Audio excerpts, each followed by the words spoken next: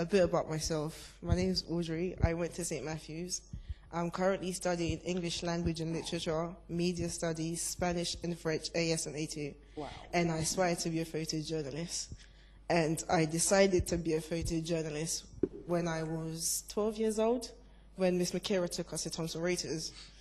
So I've had a good experience, unlike Chris. And I decided to be a photojournalist. Why?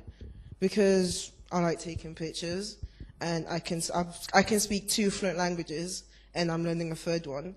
And also I enjoy watching sports, and I like to travel. And I thought, why don't I include everything I'm good at and I like to do and make it my day job instead of sitting in an office and doing something I hate doing.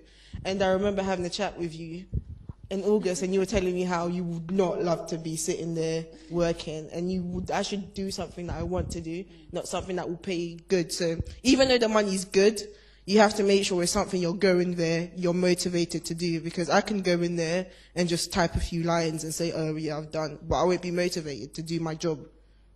So you have to have like the faith and the inner passion and be motivated to do what you want to do instead of doing something that you're told to do. And growing up in a really strict African family, it's either being a doctor, lawyer, the basic jobs. So I remember when I first told my mom, rest in peace, that I wanted to be a photojournalist. I still have it there. And she was like, you want to kill us? Take pictures. She was like, take pictures. I'm like, no, it's actually a job, mom. It's like respected.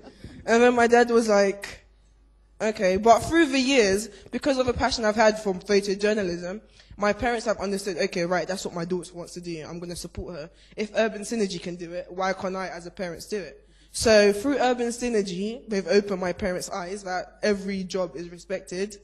So my parents have supported me through my job. And when I told today I totally forgot I was supposed to come. I called my dad, I'm going with Urban Synergy. He's like, okay, yeah, it's Urban Synergy. I trust Urban Synergy. You can go. So yeah, Urban Synergy has developed me as a person in many ways. Like, I'm currently able to speak to all of you today. A few years ago, I was probably shy away behind Chris. And also the way I speak to people. And like the current school I go to, which is located in Croydon, some of the kids think I went to a private school because of the way I talk and I articulate myself. And like the way I speak to my peers and the way I speak to someone older than me is totally different. So when I go into class and I speak to my teacher differently, and all the kids look at me and the other students from St. Matthew's who currently go there and think, oh, are you sure your school wasn't a private school? We're like, no, it wasn't. So I feel very privileged to be part of Urban Synergy and being a young ambassador, because they've taught me things that I wouldn't have learnt if I haven't been part of this process, and my other colleagues as well. And I think a lot of students nowadays do not have the opportunity to do these things. Okay.